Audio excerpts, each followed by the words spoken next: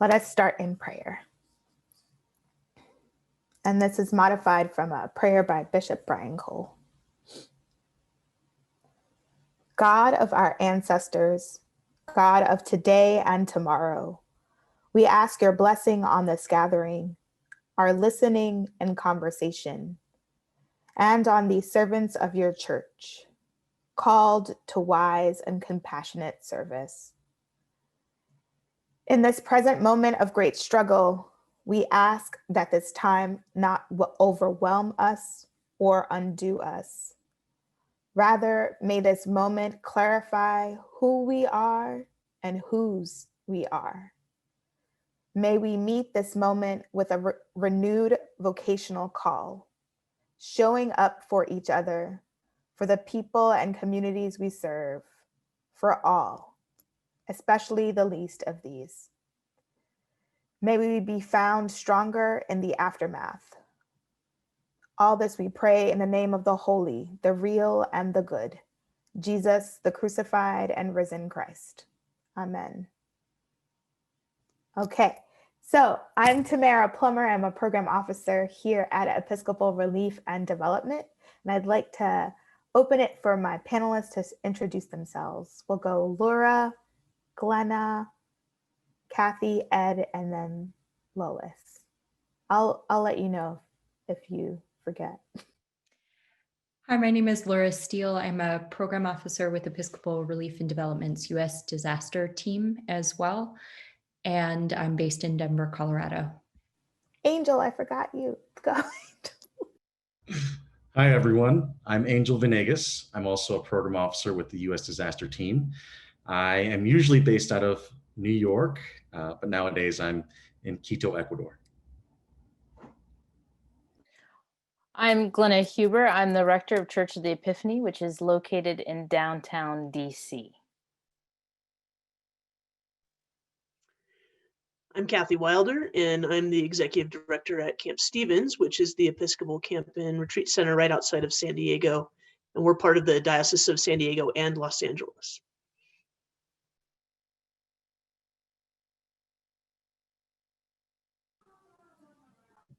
Hi, I'm Ed Gomez. I'm the vicar of San Pablo, St. Paul's Episcopal Church, Houston, Texas. Hi, I'm Lois Mayberry. I'm the Archdeacon for the Diocese of Western Louisiana, and I serve St. George Episcopal Church in Bossier City, Louisiana. Thank you all so much for introducing yourselves so quickly. I also now just wanted to, many of you may have been on some of our prior calls and so have seen these faces before. And we're kind of doing an end of year check-in, and I don't think Kathy has been with us before, but so welcome. But end of year check-in with our ministry partners. So can each of you give me the 1 minute, maybe minute and a half version of how you all are doing your ministry and what's going on in your context? We'll go in the same order. So we'll go Reverend Glenna, Kathy, Ed, and Laura. Sure. I don't know how we're doing the ministry that we're doing in our context. We just sort of get up and go and do. Right now, the weather has shifted, so it's really cold. We've had people who have been resituated. There was a big public park that was close to us that has been closed down for development. Some people might say gentrifying, because DC doesn't have a really nice park like New York, and so they're trying to create something, so they say, and it's going to be beautiful and accessible to everyone. But that then displaces a lot of folks who were unhoused, and so we keep shifting to meet the need as it presents itself. And the only thing I can say about how we're doing it is we're just really listening to the Holy Spirit and then sort of following where she pushes us. And we have been really graced by people's generosity so that we've been able to do it, which allows us to do it.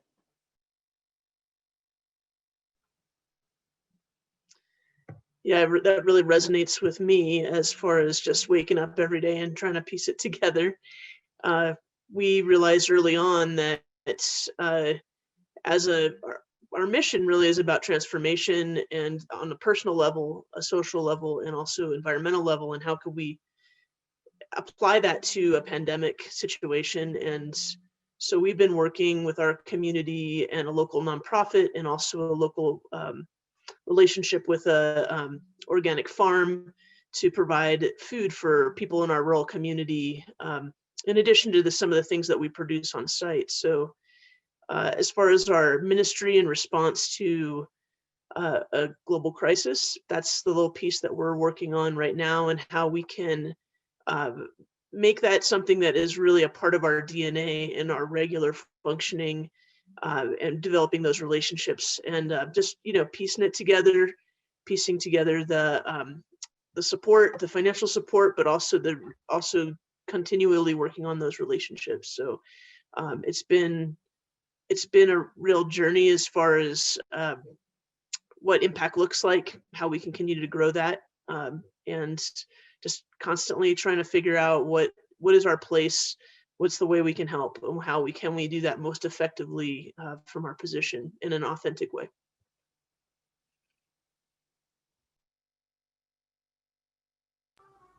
You're muted, Rev. Okay. For us here at San Pablo, St. Paul's, it has been a shift from a religionist model to a social service agency. We had already a mental health provider that was providing post-Harvey work, and then we saw a decrease it was starting after the Harvey event happened and time passed. We seemed to be developing some steps forward when COVID hit, and then a lot of suicide ideation started. Again, so it was like either vicarious trauma or the trauma continued on. So the way that the community here, the parish, has responded has been really wonderful, because in many ways, now I know who are the real followers of Jesus. About a handful of folks have really taken on very active ministries, and others have gone. And so now, whereas we were a worship-based church that had a homeless program, the homeless program had to shut down, and we started a food drive with the Houston Area Food Bank, which has, we see about 2,400 to 2,600 unique individuals every Thursday. So those are the pieces that have we've been developing. And also I like the spirit that we, Matthew 25, we're doing the work rather than talking about it and doing these things. So outside of having to record the services and having that component, we now really, I feel the spirituality has shifted to one of active ministry. Was the saying, preach the gospel and whenever necessary, use words, because we're doing it by our actions, we're feeding the community. We developed a relationship with Harris County, and we got a social worker to help our mental health provider do the case management piece and work with the families of 2 local elementary schools. So I'm loving that. I get a lot of energy for that. But also personally, it has been tough. We've had the week before Thanksgiving 4 deaths. One was a 31-year-old female suicide, mental health, a 15-month-old COVID, and 2 elderly folks with cancer and just diseases. But so it has been a tough COVID year. I hope that the changes in church and how we define church evolve, and what we call incarnational really rolls out to be different than the religionist, worship-centered, siloed model. So But I'm good, trying to stay sane. I'm worried about my Marisol, our behavioral health counselor, and our contract, because they are carrying the brunt of a lot of pain. We're in an under-resourced area, and so they're the front line. So we try to hold each other up. So that's where we're at. Thanks, Reverend Lois. My ministry here in North Louisiana initially is with the homeless population and also with a medical ministry that serves uninsured and underinsured. And when COVID first happened, we felt like we had to be the education source, because so many of the homeless population, if you didn't have television, you didn't understand the restrictions or the disease. And then all their access closed because, of course, the library where they accessed internet and all that immediately closed. So I spent a lot of time dealing with that here in the Shreveport area. And then quickly came the hurricanes. And our diocese goes from South Louisiana to North Louisiana, except for the Baton Rouge and the New Orleans area. We're the whole state. And the two hurricanes came right through our area, one week after the other, or 2 weeks after the other. And so, as Laura and Tamara have taught me so well, no disaster is the same. And it was like disaster on top of disaster on top of disaster, all with a different focus. And so this has been kind of the challenge of dealing with another disaster with a different focus, the focus of COVID. And it's been an education. It's been a stressor, but there have been, some good sides, some really good sides. Communications in a lot of ways have improved across the state, because we now could meet on a, through Zoom and things like that. All of a sudden we were face to face again, where travel was not happening. And so that was I think it was one of the things that have helped, being able to gather that way and support each other that way. Lois, I'm going to stay on you for a second. So you had, 2 hurricanes that wiped out huge parts of your of the particularly Lake Charles area, but affected the whole state. What adjustments did you make, or how were you able to maybe utilize some of the pandemic stuff in order to respond to those disasters? Well, one of the things that our Bishop Jake Owensby started in COVID, knowing that needed to have good spreading of information across the diocese, he started having some weekly Zoom meetings where, and they were very supportive type meetings. You didn't feel like you were messing up if you didn't attend, and there were opportunities to share, there were opportunities to vent, there were opportunities to say happy things. And so it was a good time. And because we kind of established those, then when the hurricanes came, we had some connections with each other, and we had the ability to communicate, again, seeing each other's faces. I think, you can do phone calls and that kind of stuff, but to see each other's faces were important. And we even got real technical and broke into small groups, and that was kind of nice, and it was good to catch up. And I found a huge benefit of that, and it gave me an opportunity as the disaster person to kind of disseminate some information and have question and answer sessions. And so I felt like those were good. Our diocese does not have an emergency alert system, and I think we've learned our lesson. And I think now that things are beginning to calm down a little bit, I think that needs to be our goal for 2021, to get an emergency alert system. It would have been easier to disseminate information, because I was on the phone a whole lot, just trying to touch base. How are you? What have you done to prepare? Then check back after. Just a lot of that kind of information. We're not a large diocese, but they are 3.5 hours away from me, and 2 hours away from the diocesan office. And so it was, kind of difficult to get that kind of thing. So I think an emergency response system is something we need to put on our plan. But the weekly Zoom meetings were a really good asset. I love that you were connecting beforehand, and so you could. Well, we were, yes, Yeah, we were both. Mhm. that's awesome. And yeah, we continue to hold Lake Charles and all of Louisiana and all the places impacted by hurricanes this summer and wildfires in the West in our prayers.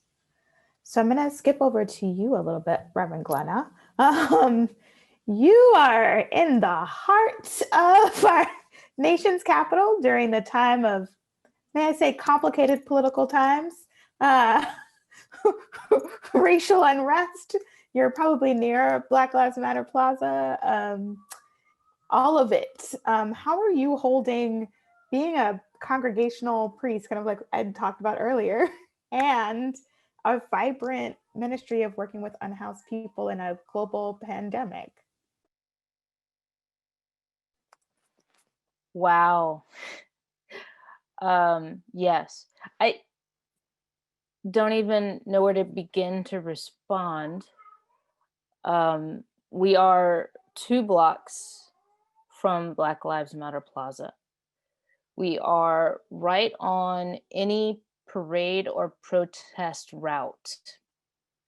So if we were having this conversation in May, I would be again talking about the displacement of those who are unhoused, because a lot of these spaces that the protesters have occupied are living spaces for those who are unhoused. If you recall, back in June, the current occupant of the White House did this thing at St. John's Lafayette Square, which then effectively shut down access to that church. Well, I had parishioners who lived on the steps of St. John's Lafayette Square. And so in the immediate aftermath of that, there were all these other people who I had never seen them before, who had come from different spaces and moved in and occupied space. And so those folks who'd been living on the steps of St. John's for years, chronically unhoused, now had to find new places. And then as the space gained its notoriety, the city and church leadership felt that it was necessary to just gate it off. So there's no access to the church currently for the larger public. And again, people are displaced.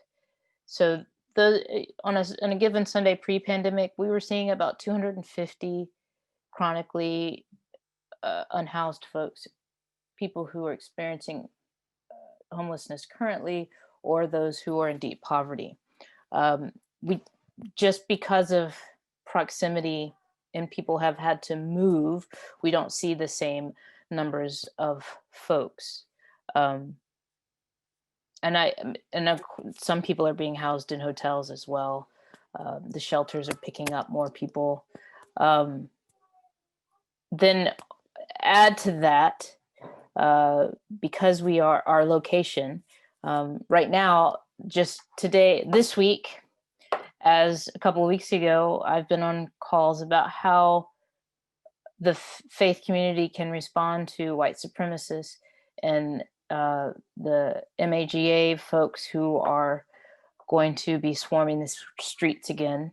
And what is the proper response to that? And then again, how does that impact those who find themselves unhoused, predominantly being Black and brown bodies? And so how are we as a faith community providing space and shelter because we know that there could be some danger just to be Black on the streets. So we don't have the answers. We don't have all the answers. We've got, as a faith leader, I have just determined that it's not safe as a Black faith leader, female. It is not safe for me to be on the streets. And so, it's a lot of ecumenical work. We've also, for this particular weekend, on Saturday, we as a collective determined that our Hebrew siblings would do better to not be on the streets also. And so there are some people who's spiritual leaders and congregants who are willing to put their bodies on the line to be out to help our vulnerable population in the district this week, to be present, to show some sense of safety.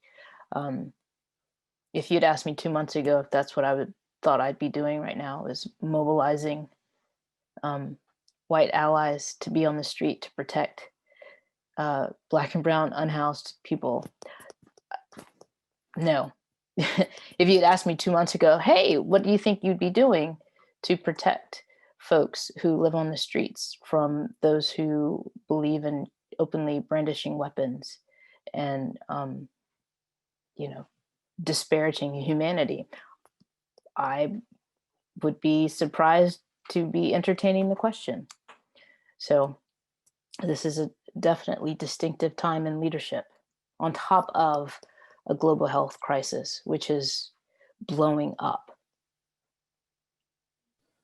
Yeah, I hear all of you saying it's just hard. And at the same time, I hear all of you saying that you're just putting another foot in front of the other in partnership with people. And that is, whew, my heart's feeling filled. If you're not feeling filled, I don't know. Just want to take a breath first. Whew. Thank you. I'm gonna pick on Kathy next, I think, because you're out there. You aren't in the middle of the streets. You're kind of the opposite of Reverend Glenna. You're in a nice wooded area in rural communities, and we don't often hear about what happens out there. So how's things going where you are, Kathy? Yeah, I mean, I want to start by saying that I was fortunate enough to attend a Poor People's Campaign rally at your church, Glenna, last year when I was attending the Episcopal Camps and Conference Center's annual conference, and it was an amazing experience. Thank you for hosting that. Yeah, we're in a rural space. We're about 50 miles from the international border, which is the center, I think, of a lot of issues going on right now. And what we've realized through our outreach is that we are really in a community of people who are, that we have a lot of elders that live in our area that don't have access to, don't want to access largely populated areas. We also live in a community where 23% of the folks are living well below the poverty line, in a place that, again, that is, resources are not easily available. And on top of that, a lot of folks that are undocumented in our area. And in a sense, that's been a real learning experience for Camp Stevens. We're just outside of San Diego. And so I think more than anything, how it's going in our community is that we're a community divided. There's a lot of folks who also live in our area that have pretty strong opinions about ensuring that their rights aren't taken away and that they have full access to going where they'd like and acting as ever they'd like, and also knowing that in the true breadth of the community, we have people who are the most vulnerable to not only the pandemic but also to just economic distress in general, and then also just dealing with all the danger around border issues. The Diocese of San Diego recently hosted the Border Summit, which is hosted by various dioceses that are on the border, and it was a really incredible experience. Some of the partnerships that we're working with right now, we've also been working with other border issues in addition to just immigration, but also with our elders from the Kumeyaay Nation, who are the tribal group that first populated our area. And they're really doing a lot of beautiful work on the border that's they're doing prayers on the border. They're doing what they call Camp Land Back. And that, getting to know them in that way and providing supplies when we can, and also just resources has been a great experience. And also heartbreaking because these folks are doing, they're doing loving work, and they're being met with a lack of love and understanding. So I think right now, camp itself is really shifting gears. We're this retreat center. We didn't have summer camp. No one in California had resident summer camp. That was a state initiative. People did have summer camp across the nation, but so we've shifted gears, and we are learning more about our neighbors, and we are also grieving the loss of what we've known, but in that sense, understanding better where we are and who we are responsible to directly. So I think our staff right now is we're on a temporary closure, and we are taking some time to not only we're not able to really have people up in the winter. We are in San Diego, but we are in a cold place in San Diego, and so to be responsible, we've closed to retreats, and we're still doing our community sustainable agriculture partnership on site during the closure, and just kind of slowing down a bit. But we'll be back up and running in February, and plan to jump right in. So overall, trying to conserve resources while also learning about where resources need to be in our community at large, and also within the Julian area. Yeah, what Kathy's modestly not saying is that all of these people are modest. Let's just say that first of all. But is that she's been doing these CSAs for folks and providing food for the community throughout the pandemic as an alternative way to also keep people employed and to provide much needed resources to the community when they had to shift how their ministry was focused. And that's a lot of camps out there and a lot of retreat centers. So I just wanted to give a shout out to all the camps and conference centers out there that are trying to make it through and still serve their neighbors. So the last person here, but not least, is our Reverend Ed. And you've been, whereas Lois, I think I wanted to end with you because Lois started with, she's doing an emergency now, right? Her disaster happened during the disaster. And you're doing recovery work. Harvey's work is not done. Right. And then a pandemic hits. So how has that shifted? How is it maybe there are things that you learned from Harvey recovery that are working for you all now? Well, one thing that I'm very grateful for is having the behavioral health program, because I cannot imagine not having that after COVID hit. So we already had a system and referral and engaging the community and had made partners to be able to do this. So we had been developing that. So at least we had something that we were known for and something that was really part of seeing this campus, not just as a church, but as a resource center for behavioral health and especially with the schools and the neighborhood. With COVID, what hurt most in this community was the unemployment.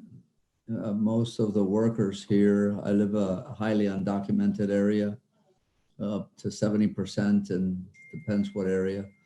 And there is a lot of the unemployment, and with the unemployment and the stressors of a community that was just getting engaged and still working on the Harvey recovery, it became all the more challenging because then that started to see a lot more gender-based violence. We started to see more domestic violence, spousal abandonment. Literally, I mean, it was like 2, 3 every other week, every week, like that. It was common. And on top of that, the need for basic needs like food and rental and utility assistance. So we were very fortunate because someone earlier mentioned the generosity piece. I've been amazed. I've been getting money that I don't ask for, and I'm not used to that. It's been amazing. We've been getting a lot of money. However, the money is earmarked to help others. So rental assistance, we paid over, and utility, over $90,000 in 3 months. We paid a lot of folks, like the food line that I already spoke about, but also the mental health piece has been really key and core in helping people doing educational mental health, how to deal with things. But you have to look at it holistically. You can't just say, okay, well, go to the mental health. So that's why we really needed a social worker to help triage the situation, because many times it's language ability, navigating complicated system like the Harris health system for things like that. Dealing with CPS is challenging, very challenging. Can you say what CPS is? Oh, Child Protective Services in Harris County, because of the gender-based violence, domestic violence, all those pieces.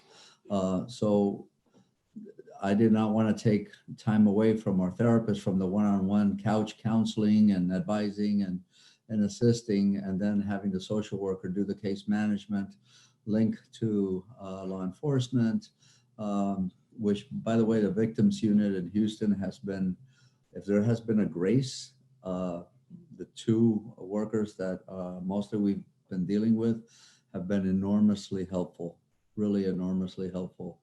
Very pastoral, very compassionate, very understanding. So that has been a really a big piece. But we have seen, and in this area, I don't know if you heard on the news, but this area has 2 major issues going on. One is human trafficking, and like 2 blocks, 3 blocks from the church is the second highest concentration of sex workers. So that has been a big challenge in dealing with them and finding them a place to stay, the shelters are full. The Reed Center shelter for women and family is packed. So we've had to find alternate folks to do a donation so that somebody can stay at these extended day hotels for a week, which is about $500-600 with tax and everything. And so we're working with one that's not too far from here, actually, near the Hobby Airport, to have somebody have a roof over their head. But the lack of affordable housing was exacerbated after Harvey, because a lot of the affordable housing were in areas that were floodplains, and they were already not maintained because they were Section 8, not Section 8, but they were SRO, single room occupancy. And so it was very, very challenging to do that. So luckily we have good partners. Crossroads is the homeless program that has really taken on a lot of the duties and volunteers for the food drive. We've had Harris County participate and help us, including trying to secure a grant to help with more basic needs. Houston Food Bank has been amazing. And really, and they're huge, and really turning on a dime and getting the product here. So I think that the recovery work from Harvey sort of prepped us a little bit on how to do triage, on how to see holistically all of the person's needs and not just address the need that they come with, because is usually a lot of upheaval in the lives of these persons with unemployment, with a lack of resources, with, getting eviction notices, with all, the above health related issues, COVID now. So those are the pieces that have been really helping us, because we had the behavioral health program, triage a lot better, referral a lot better, and make more of an impact rather than just being overwhelmed and not knowing what to do or how to do it. So in a way, running a program like this and operating the program, and Marisol has been amazing. Talk about heaven sent.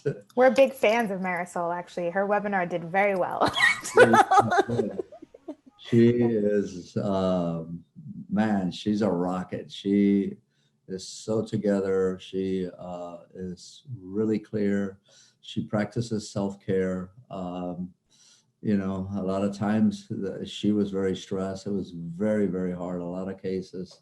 And we got the help. And so I think we're moving along, and someone said one foot in front of the other. That's what we're doing. It's really like an emergency room triage. Nobody comes in, hi, I want to get my child baptized.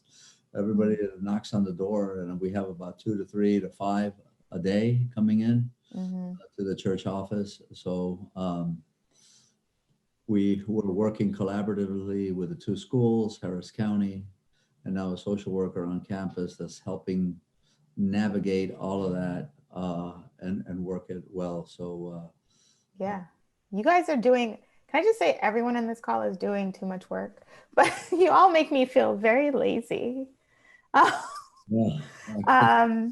You're not actually doing too much work. You're doing God's work. And I think with God's work comes God's help, because it sounds like you're not doing it alone.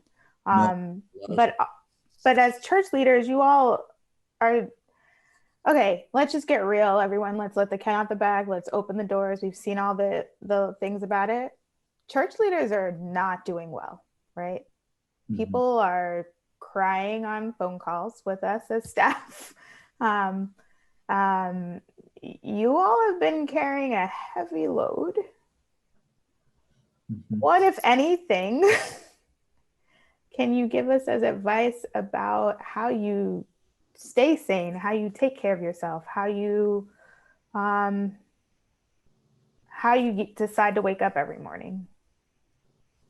How do you survive? I've been reading a lot of wilderness theory through Dolores Williams. If you all don't know, I'm in seminary, and so I'm in that land, and her idea of liberation is survival. So how are you all surviving the wilderness?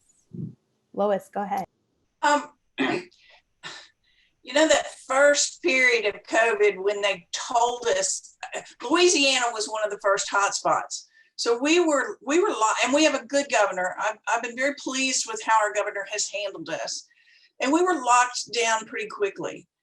And even though I just couldn't stay in the house because I worried so much of my friends who did not have shelter, and I was checking up on them. I came back home. I didn't, you didn't go shopping. We didn't go out to eat. We didn't. And so all of a sudden that time turned into really improving my spiritual time, because I'm a start and stopper, and there wasn't anything else to do. So, and I've hung on to that. I've hung on to exercise, and I've hung on to my devotional time. And, it was right around Lent, and Lent's a good devotional time for a lot of us. We go, okay, we haven't done it for a year. It's back that time. Let's start again. I started again, and then I kept going.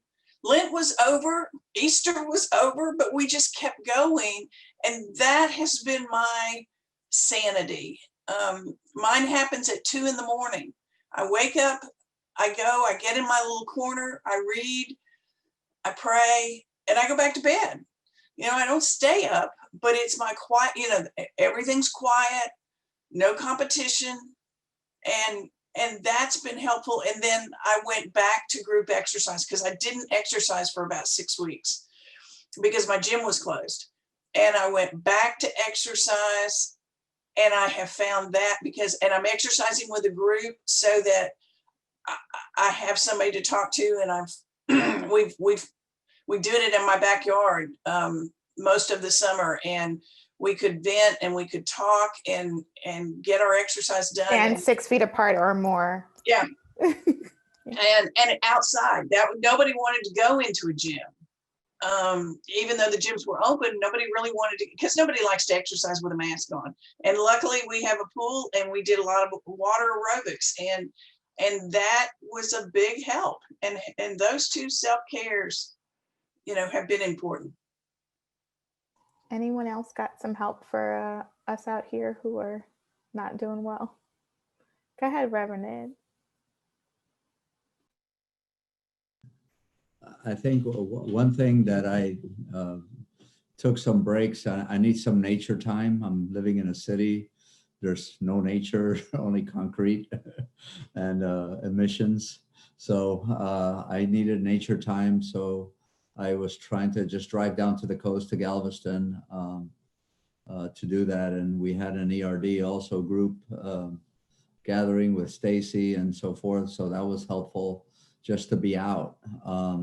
The other thing, I started therapy and that was really good. And, actually Marisol told me, you need therapy.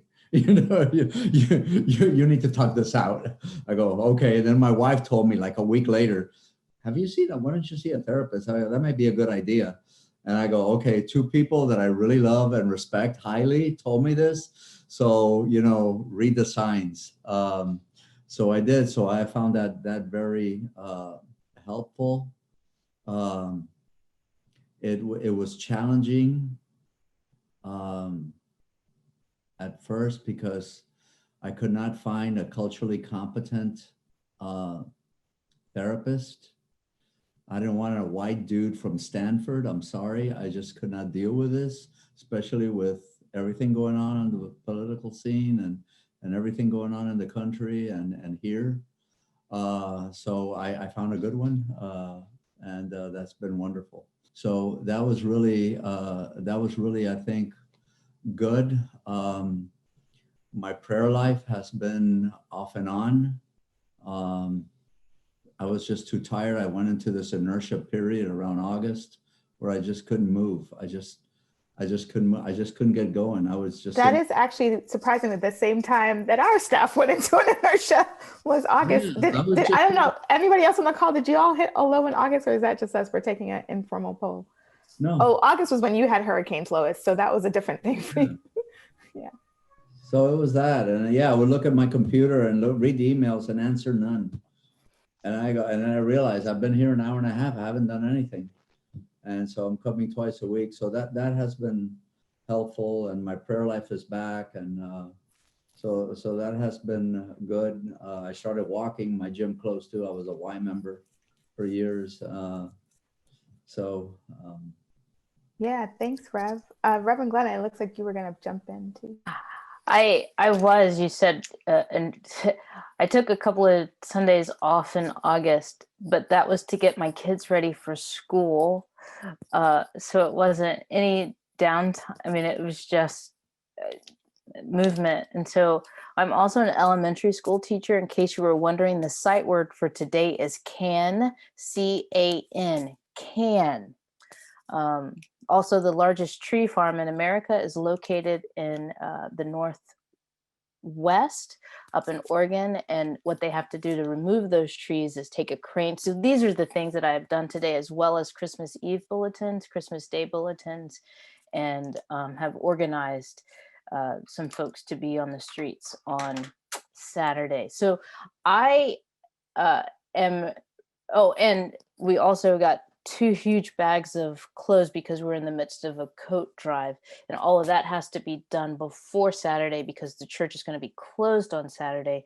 And the Advent mailing, I know that Advent has already started, but the Advent mailing is going to go out tomorrow afternoon, or when I get to the post office later. So for me, some of it is just, I can't do everything.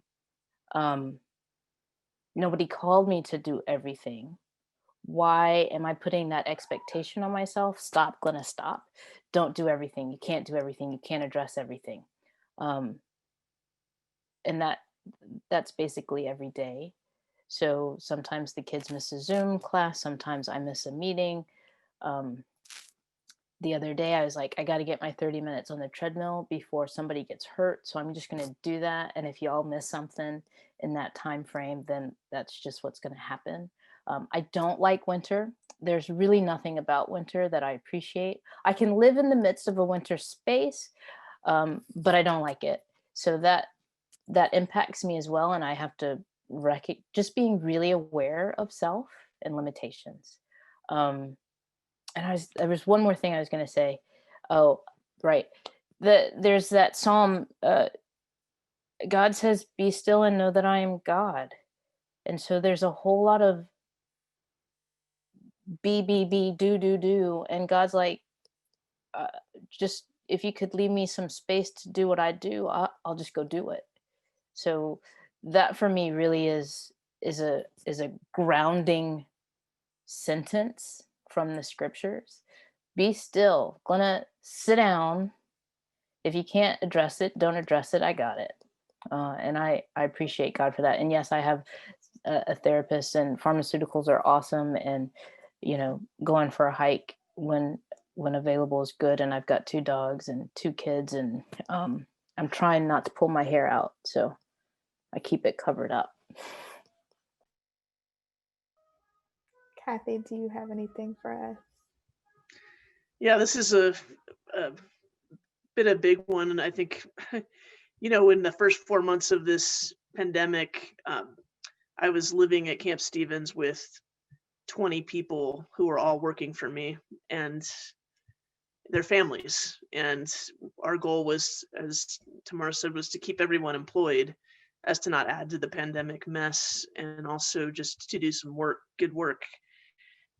So I learned quickly that finding a balance between having really good boundaries and also having a sense of belonging at the same time was really important. But for me, I had to have a whole day where I wasn't really talking to anybody who worked for me. And we were living as one quarantine community. So every decision about any one person who left was run past the entire community. And of course, we've shifted that now with more knowledge about how things work. But the mental exhaustion of that is real. I think it's proven as a physiological thing. We're all mentally exhausted from doing all these things for the first time. And so for me, having really good boundaries, also I think vulnerability is something that I think has been really a positive that's come, that when I've been in meetings, which is a lot, where people have cried, I think, more power to them. Like, we don't do that very much. We don't say, what I really have appreciated is I go to a meeting and you say, how's everybody doing? And people are like, man, I'm having a rough day. That really was not common prior to this time. And I really have appreciated the increased vulnerability of my colleagues, my family, everybody. So just kind of like embracing that. And I think the last thing for me is just remembering that I'm not in this by myself. One of the projects we did with ERD was work with food pantries to get them food from using our accounts, get them food for their pantries when everyone was running out of everything. And that partnership experience was so awesome. And just working with churches and seeing, their increase of 3, 4, 5 times as many people, and they're coming to their pantries and how they were managing things safely. It felt like, we were connected and doing good work, but also taking care of each other at the same time. So yeah, I think, oh man, we have to give ourselves a break too. I think in our profession, we have so much grace for other people. We're like constantly filling the world with, like, trying to make the world a place that's filled with grace. And I know that, I don't know about you all, but I can speak for myself. My self-grace is low. And I really try to make sure that I am remembering to give myself grace and take patience and take time for myself whenever possible, to rejuvenate. So here's what I've learned. Sometimes helping other people brings you the energy that you need to wake up in the morning. but you also have to allow space and grace to restore yourself, to fill up your tank, to pray, to exercise, to let some stuff go and let it off the table. Because if you are not filled, then you cannot participate. 3, go to therapy if you're not doing that and you have the financial means or a way to get to a therapist that's inexpensive. Find some mental health time, and maybe in this time of darkness to incarnation, preparing for incarnation, we can prepare ourselves to be ready to join with Christ again, but acknowledging all the hurt and the pain and the terrible that is now, while also holding all the grace and hope and possibility that is also now. And I think, Tamara, I would just say that CPG has some resources to help with the mental health stuff.